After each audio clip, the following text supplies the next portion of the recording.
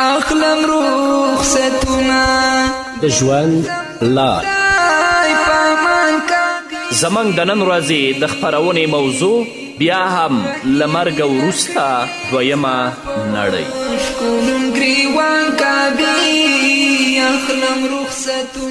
بسم الله الرحمن الرحیم. الحمد لله رب العالمين حمد الشاكرين، الصلاة والسلام على سيد الأنبياء والمرسلين سيدنا ونبينا وشفيعنا ومولانا محمد وعلى آله وأصحابه الطيبين الطاهرين. قدرمنو اوریدونکو د ژوند د لارې د خپرونې مینوالو، السلام علیکم ورحمة الله وبرکاته. ستاسو روغتیا او خوشحالي د پاک رب نه غواړم، په دې هیله چې د صحت او عافیت جامې پر تن ولرئ او خوشحالي مو په برخه وي. دا دی زه محمد یاسین فهیم د ژوند د لارې د خپرونې په وړاندې کولو کې ستاسو په خدمت کې یم. زموږ د نن ورځې د خپرونې موضوع بیا هم له مرګه وروسته دویمه نړۍ. درنو اوریدونکو، د امیر المؤمنین سیدنا عمر فاروق رضی الله تعالی عنه مړینه، هغه راشد خلیفه چې هغه د دین مرسته کړې وه، د الله رب العزت لپاره یې ځان کړولی و. د مجوسیانو د دولتونو اورونه یې مړه کړي ول. کافران ورته ډیر غصه و، خو له ټولو نه ډیره غصه ورته د ابولؤلؤ مجوسي وه چې په مدینه کې د نجاري کار کوو او ژرندې به یې جوړولې. دې کافر غلام به له عمر رضی الله تعالی عنه څخه د بدلې اخیستلو لپاره موقع کتلې. یو ورځ دې مجوسي سره امیر المؤمنین عمر فاروق رضی الله تعالی عنه د مدینې په یوه لاره کې مخامخ شو. نو عمر فاروق ترې پوښتنه وکړه، ما اوریدلی چې ته د داسې ژرندې د جوړولو اراده لرې چې هغه به په هوا چلیږي. هغه مجوسي ورته ویلي، ما ستا لپاره د داسې ژرندې د جوړولو فکر کړی چې په ختیځ او لیدیځ کې به خلک خبرې کوي. عمر فاروق رضی الله تعالی عنه خپلو ملګرو ته وکتل او ویل، دی غلام او دی مجوسی ما ته هم دمکی راکړه. دا مجوسی او دا غلام لاړه او داسې خنجر یې جوړ که چې 2 سرونه وه او د نیولو ځای په منځ کې و چې کله هرې لورې پرې ولګېږي نو مړ به شي، او په زهرو یې هم ککړ که په دې تمه که د خنجر د وهلو له امله مړ نشه نو د زهرو له امله خو به خامخا مړ شي. کله چې دې ظالم دا خنجر جوړ که نو بیا د شپې په تیاره کې راغی او عمر رضی الله تعالی عنه ته د جماعت په یو ګوټ کې پټ شه. په هغه ځای کې ناست و چې کله عمر رضی الله تعالی عنه جماعت ته راووت، خلکو ته یې د لمانځه خبر ورکه او بیا د لمانځه لپاره اقامت وشه. امیر المؤمنین رضی الله تعالی عنه مخکې شه او الله اکبر یې وکړه. کله چې عمر فاروق رضی الله تعالی عنه قرائت پیل که نو مجوسی پرې حمله وکړه او د سترګې پر رب کې 3 واره ووهل، چې لومړی په سینه کې، دویم په څنګ کې او دریم تر نامه لاندې ولګېد.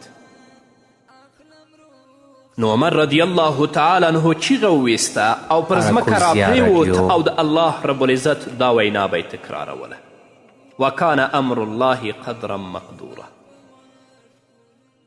د الله رب العزت تقدیر پوره کړی شوی دی. عبدالرحمن بن عوف رضی الله تعالی عنه رامخکې شه او خلکو ته لمونځ پوره کړ. هغه مجوسی له خپلې چاړې سره د مسلمانانو په صفونو کې والوت چې د مسلمانانو صفونه یې شکول او مسلمانان ښي او چپ لور ته په خپل خنجر وهل، تر دې چې 14 کسان یې ووهل چې په هغوی کې 9 هم شهیدان شول. بیا له خپلې چاړې سره ودرېد چې هیڅوک ورته نږدې کیدی نشي. نو په صحابه و کرامو کې یو کس ورته نږدې ورغی او د هغه پر مخ یې کلکه شړۍ واچول. نو هغه مجوسي پریشانه شه او پوه شه چې ترې خلاصېدی نشي، نو خپل ځان یې په خپله چاړه باندې ووهه، وینه ترې روانه شوه او مردار شه. امیر المؤمنین حضرت عمر فاروق رضی الله تعالی عنه د بیهوشي په حال کې خپل کور ته لاړ او خلک هم ورسره ژړېدونکي داخل شول او هغه همداسې لاوه چې لمر را اخوت او دا پوښتنه یې کوله آیا خلکو لمونځ کړی دی؟ کله چې عمر رضی الله تعالی عنه په هوش کې راغی نو هغو خلکو ته یې وکتل چې د عمر فاروق رضی الله تعالی عنه په شاوخوا کې ناست او بیا یې ترې لومړنۍ پوښتنه دا وکړه چې آیا خلکو لمونځ کړی دی؟ هغوی ویلې هو ای د مؤمنانو امیره. هغه ویلې الحمدلله د هغه چا اسلام نه پاتې کیږي چې لمونځ یې پریښی وي. بیا امیر المؤمنین رضی الله تعالی عنه اوبه را وغوښتې او داسې وکړه او اراده یې وکړه چې پاڅېږي او لمونځ وکړي، خو وس یې پرې ونه رسید. نو د خپل زوی عبدالله لاس یې ونیوه او خپلې شاته یې کېناوه، ځان یې ورته تکیه که نو له زخم نه یې وینې روانې شوې. عبدالله ابن عمر وویل ما به د هغه پر زخمونو ګوتې کېښودې خو د هغه زخمونه نه بندېدل، نو زخمونه مو ورته په پټیو وتړل. د سهار لمونځ یې وکړ او بیا یې وویلې ای د عباس زویه تاسو وګورئ چې زه چا ووهلم، چا زما د مرګ اراده وکړه. ابن عباس ورته وویلې ته یو مجوسي مرئی وهلی او بیا یې له تا سره نوره هم لویه ډله ووهله او ځان یې هم وواژه. نو عمر رضی الله تعالی عنه وویلې هغه ذات لره ستاینه ده چې زما وژونکی داسې نه دی جوړ کړی چې بیا یې راسره د الله په وړاندې په سجدې کولو استدلال کولی، یعنی مسلمان نه دی، کافر دی. د امیر المؤمنین عمر رضی الله تعالی عنه خواته طبیب راغی چې زخم ته یې وګوري او ویې غوښتل باید معلوم کړي چې زخم کلمو او معدې ته رسېدلی او که نه. نو دی طبیب او ډاکټر عمر رضی الله تعالی عنه ته اوبه ورکړي چې خرما ورسره هم ګډې شوې وي. نو اوبه یې په خولې ننوتې او خیټه کې په زخمونو راووتې. نو طبیب ګمان وکړه چې دا ګڼې وینه او زوی دي چې له زخمونو راووتې، نو شودې را وغوښتلې هغه یې پرې وڅکلې. عمر رضی الله تعالی عنه چې کله شیدې وڅکلې هغه هم تر نامه لاندې د زخم نه راووتلې. نو طبیب هم پوش چې د مجوسي وارونو او ګزارونو د عمر رضی الله تعالی عنه بدن شکولی او خیټه خوراک او څکاک بندولی نشي. نو وی ویل ای د مؤمنانو امیره وصیت وکړه. عمر رضی الله تعالی عنه په پوره ایمان سره وویلي او د مرګ زیری ورته ورکړی رښتیا دې ویلي او که تا له دې پرته بله خبره کړې وی نو ما به رښتیا نه وی بللی. طبیب ته وی بیا یې وویلې قسم په الله که دا ټوله دنیا زما شي نو زه به د الله تعالی مخامخ د ودرېدو د ویرې په بدل کې قربان کړم. کله چې عبدالله ابن عباس رضی الله تعالی عنهما د امیر المؤمنین خبرې عاجزي او د هغه څه په اړه رغبت ولید چې له الله تعالی سره دی، نو وی ویلې ای د مؤمنانو امیره که ته دا خبرې هم وکړې نو الله دې تا ته د خیر بدله درکړي. آیا کله چې په مکه کې مسلمانانو ویریدل نو ستا لپاره د الله پیغمبر صلی الله علیه وسلم دا دعا نه وه کړې چې ستا په وجه الله رب العزت دین او مسلمانان مضبوط کړي؟ کله چې تا اسلام راوړه نو ستا اسلام د مسلمانانو عزت شه او اسلام ستا له عمله ښکاره شه. تا هجرت وکه نو ستا هجرت فتح شو. پر دې سربیره له هیڅ یوې داسې غذا څخه وروسته شوی هم نه چې محمد رسول الله صلی الله علیه وسلم پکې حاضري کړې. کله چې رسول الله صلی الله علیه وسلم وفات کېده نو له تا خوشحاله و او تر هغه وروسته د خلیفه وزیر وې. هغه چې مړ کېده او وفات کېده یعنی ابابکر نو هغه هم له تا نه خوشحاله و او تر هغه وروسته د خلافت بوج ستا په سر واچول شه. نو الله تعالی ستا له امله کارونه آباد کړل، مالونه یې راجمع کړل، دښمن یې در باندې وشاړه او بیا ستا خاتمه په شهادت کړه، نو ستا دې مبارک. دا د ابن عباس رضی الله تعالی عنهما خبرې وی چې عمر فاروق رضی الله تعالی عنه ته وکړي. کله چې عبدالله ابن عباس خپلې خبرې پوره کړې نو حضرت عمر رضی الله تعالی عنه وفرمایل ما کینوئ. کله چې کیناست نو ابن عباس ته یې وویلې دا خبرې بیا وکړه. کله چې ابن عباس رضی الله تعالی عنه دا خبرې بیا وکړې نو وی ویل قسم پر الله هغه کس یقیني دوکه شوی دی چې تاسې دوکه کوئ. بیا عمر ابن عباس رضی الله تعالی عنه ته وکتل او ورته ویلې آیا په هغه ورځ به ته د دې خبرو ګواهي زما لپاره ورکړې چې له الله رب العزت سره مخامخ شي؟ عبدالله ابن عباس رضی الله تعالی عنهما ورته ویلې هو. عمر رضی الله تعالی عنه خوشحاله شو نو وی ویل ای الله تا لره ستاینه ده. بیا خلک راغلل نو د عمر رضی الله تعالی عنه ستاینې کولې او رخصتونه به یې اخیستل. یو ځوان راغی د امیر المؤمنین رضی الله تعالی عنه خواته کیناست نو ورته ویلې ای د مؤمنانو امیره تا له محمد رسول الله صلی الله علیه وسلم سره ملګرتیا کړې ده او تر هغه وروسته درته ولایت سپارل شوی، په هغې کې د هم پوره انصاف کړی او اوس درته شهادت میلاو شه. نو عمر رضی الله تعالی عنه ورته ویلې زه دا خوښوم چې د خلافت له عهدې څخه څوکه په څوکه ووځم چې نه یې پر ما څه وي او نه زما لپاره وي. کله چې هغه ځوان بیرته روان شه لونګ پر ځمکه راښکه نو عمر رضی الله تعالی عنه ورته ویلې دا هلک بیرته راولئ، دا ځوان بیرته راولئ. هغه چې راغی نو عمر رضی الله تعالی عنه ورته د نصیحت په مخه ویلې ای وراره جامې دې پورته کړه ځکه چې په دې سره به ستا جامې هم پاکې ساتل کیږي او له الله رب العزت څخه د ویرې نښه هم ده، یعنې د تقوا نښه ده. کله چې پرې درد سخت شه غمونو پټ که او بیهوښي پې راغله عبدالله ابن عمر وایي ما یې سر په غیږ کې کیښود. کله چې په هوش کې راغی نو ویلې زما سر په ځمکه کیږده. بیا بېهوشه شه چې په هوش کې راغی سر یې زما په غیږ کې و نو وی ویل زما سر په ځمکه کیده. ما ورته ویلې پلار جانه زما غیږه او ځمکه خو یو شان دي. هغه راته ویلې زما مخ پر خاورو واچوه کیدای شي چې الله رب العزت پر ما رحم وکړي. کله چې زما روح واخیستل شي نو زر مې قبر ته ښکته کړئ ځکه دا به یا خیر وي چې تاسې ورته ورمخکې کړئ او یا به شر وي چې له خپلو څټونو نه یې ښکته کړئ. بیا یې وفرمیل که عمر ته بښنه ونه شي نو دا او د ده مور به هلاک شي. بیا د امیر المؤمنین رضی الله تعالی عنه سا راتنګه شوه، زنکدن سخت شه، سا یې وخته او بیا د خپلو دوو ملګرو په څنګ کې دفن شه، د محمد رسول الله صلی الله علیه وسلم او د امیر المؤمنین ابابکر صدیق رضی الله تعالی عنه په څنګ کې.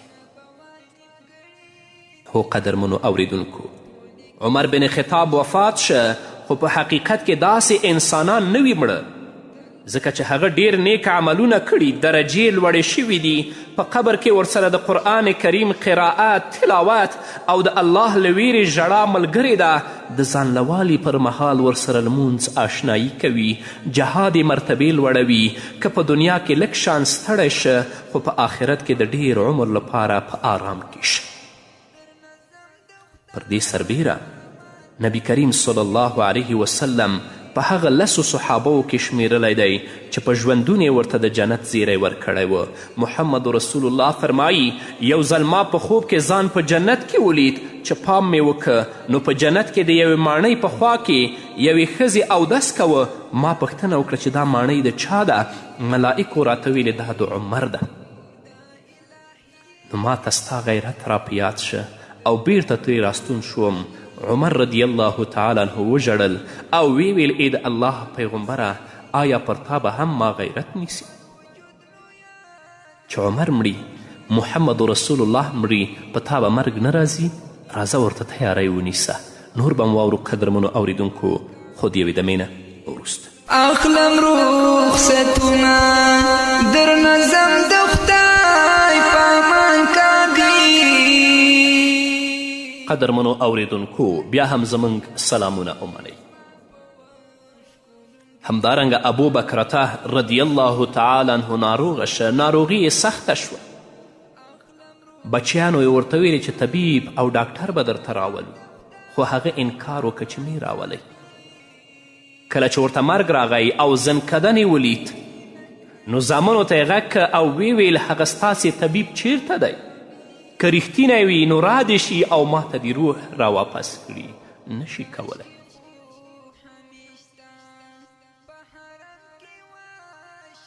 همدارنګه عامر بن زبیر رضی الله تعالی عنه د مرګ په بستره پروت د ژوند ساګانې یې شمیرلې او د کورنۍ غړي یې خواته ژړېدونکي ناست.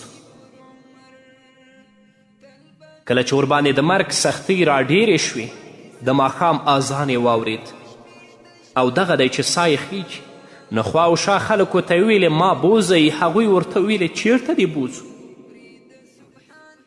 دو ویلې جومات ته. هغوی ورته ویلې ته څنګه جومات ته ځې چې حالت دې دومره سخت دی د زنکدن په حالت کې؟ هغه ورته وفرمیل سبحان الله زه به اذان اورم او بیا به یې قبولوالی نه کوم. ما بوزئ. هغوی عامر بن زبیر په 2 کسه جومات ته یوړ. له امام سره یو رکعت وکړه او په سجده کې ترې سا وخته. هو عامر بن زبیر د سجدې پر مهال وفات شه. خو هر څوک چې لمونځ کوي او د الله تعالی په اطاعت کې صبر کوي نو الله رب العزت ترې د مړینې پر مهال خوشحالیږي. ته چې اذان اورې روغ رمټ یې کور دې د جماعت په خوا کې دی جمع ته نه ځې لمانځه ته نه ځې ستا جواب به الله ته څه وي؟ نیکانو به د مرګ پر مهال پر دې خبره ډیر افسوس کوه چې له نیکو اعمالو څخه جلا شو.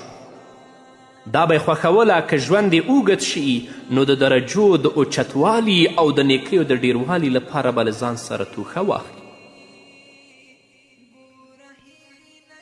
موږ ژوند ته د دې لپاره خوشحاله یو چې عیش او عشرت وکړو.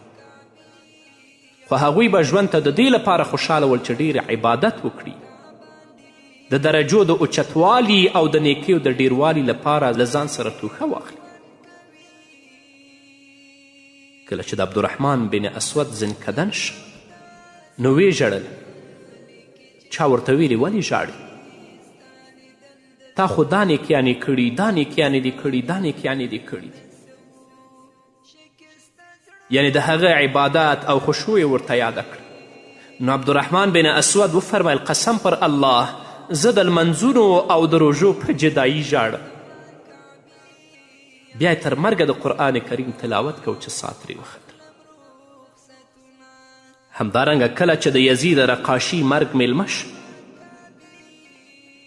نو په ژړا شه او ویلې یزیده چې ته مړ شې نو لمونځ به دې څوک کوي؟ روژه به دې څوک نیسي؟ او له ګناهونو څخه به درلره بخښنه څوک غواړي؟ او بیا د شهادت کلمه وویله او سا یې وخته. له الله رب العزت څخه غوښتنه کوو چې زموږ خاتمې ښایسته کړي. موږ د مرګ نه د دې لپاره ویریږو چې کور به مې چاته پاتې شي. دا پیسې مې چې په بانکونو کې تخته کړي دي دا به چاته پاتې شي. مارکیټ او موټر به مې چاته پاتې شي. اولاد به مې چاته پاتې شي. اما هغوی به د مرګ نه د دې لپاره ویرېدل چې مونځ به مې څوک وکړي او روژه به مې څوک ونیسي او له ګناهونو څخه به څوک راته بښنه وغواړي. الله رب العزت په خپل کلام کې په سورة النحل کې 22 آیت کې فرمایي الذين تتوفاهم الملائكة طيبين يقولون سلام عليكم ادخلوا الجنة بما كنتم تعملون. هغه خلک چې ملائک ترې ساه اخلي په داسې حال کې چې پاک وي نو ملائک ورته وایي پر تاسې د سلامتیا وي جنت ته داخل شئ د هغه عملونو په سبب چې تاسې په دنیا کې کوئ. نو مرګ د لوی او کوچني ترمنځ توپیر نه کوي. پاچا، وزیر او امیر او تاجر نه پیژني. خو ځینې پاچایانو د زنکدن پر مهال نصیحتونه کړي دي. هارون رشید د هغه پاچا و چې په ډیره ځمکه یې پاچایي کوله او ځمکه یې د خپلو لښکرو نه ډکه کړې وه. سر به یې پورته که، وریځې ته به یې وکتل او وبیل چې هر ځای دې خوښه وي باران وکړه. که په هند یې کوې که په چین یې کوې، ځکه قسم په الله چې ته په هر ځای کې باران کوې نو هغه به زما د پاچایي برخه وي. یوه ورځ هارون رشید د ښکار لپاره په چکر ووت. نو په لاره کې په یو سړي ورتیر شه چې بهلول نومیده. نو هارون ورته ویلې بهلوله نصیحت راته وکړه. بهلول ورته ویلې د مؤمنانو امیره له محمد رسول الله څخه ستا تر پلاره پورې نیکونه څه شول؟ هارون رشید ورته وفرمیل هغوی مړه شول. بهلول بیا ورته ویلې د هغوی ماڼۍ او ودانۍ څه شوې؟ هارون رشید ورته ویلې ماڼۍ یې دا دي. بهلول بیا ترې پوښتنه وکړه قبرونه یې چیرته دي؟ هارون رشید ورته وویلې قبرونه یې دا دي. بهلول بیا ورته وایي دا یې ماڼۍ دي او دا یې قبرونه دي. نو دې ماڼیو ورته په قبرونو کې څه ګټه ورسوله؟ هارون رشید ورته ویلې رښتیا دې ویلې نور څه هم راته ووایه. بهلول ورته وایي په دنیا کې خو ستا ماڼۍ ډیرې پراخې دي، خو کاش چې تر مرګه وروسته د قبر هم پراخ وي. هارون رشید وژړل او ویل نور هم راته ووایه. بهلول ورته وایي دا منم چې ته د کسرا د خزانو واکمن یې او الله تا ته ډیر عمر درکړی، خو په دې څه؟ آیا قبر د هر ژوندي انتها نه ده او تر مرګ وروسته به در څخه د دې هر څه پوښتنه کیدی شي؟ هارون رشید ورته وایي ولې نه؟ بیا هارون رشید بیرته را واپس شه. ناروغتیا او ناجوړي پرې حمله وکړه. پر بستره یې واچو او د څو ورځو تیریدو وروسته یې مرګ میلمه شه. کله چې زمکدن شه نو خپلو لښکرو او څوکیدارانو ته یې غږ وکړ زما لښکرې راټولې کړئ. هغوی ورته له تورو او زغرو سره راغلل او دومره ډیر و چې شمیر یې نه شو کیده. دا ټول د ده په قیادت او د ده په مشري کې ول. کله چې خپلې لښکرې ولیدلې نو ویې ژړل او ورته وویلې ای هغه ذاته چې ستا پاچایي نه ختمیږي، له هغه چا ډېر رحم کوونکی چې پاچایي یې ختمه شوه. بیا یې همداسې جړل تر څو چې ساه وخته او وفات شه. کله چې مړ شه نو هغه پاچا چې په ټوله دنیا یې پاچایي کوله د هغه نه دا پاچایي واخیستل شوه او په یوه تنګه کنده کې واچول شو چې هیڅ وزیر او عسکر ورسره ملګری نه و، د مجلس ملګري ورسره نه ول، خوراک یې ورسره کېنښود، بستره یې ورلره ونه غړوله او نه ورته پاچایي او مال کمه ګټه ورسوله. چې په هارون رشید مرګ راځي ته خلاصون لري؟ هیڅکله نه. نو راځه د مرګ لپاره تیاری ونیسه تر څو الله رب العزت هغه لوی قیامت په تا باندې آسانه کړي. په همدې هیله قدرمنو اوریدونکو دا وه زموږ د نن ورځې خپرونه چې ستاسو درانه حضور ته وړاندې شوه. تر بلې خپرونې پورې چې زه بیا هم ستاسو درانه حضور ته راځم تاسو ټول په لوی او بخونکي الله سپارم. پاتې ژوند مو نیکمرغه، ښاد، بریالي او کامیاب اوسئ.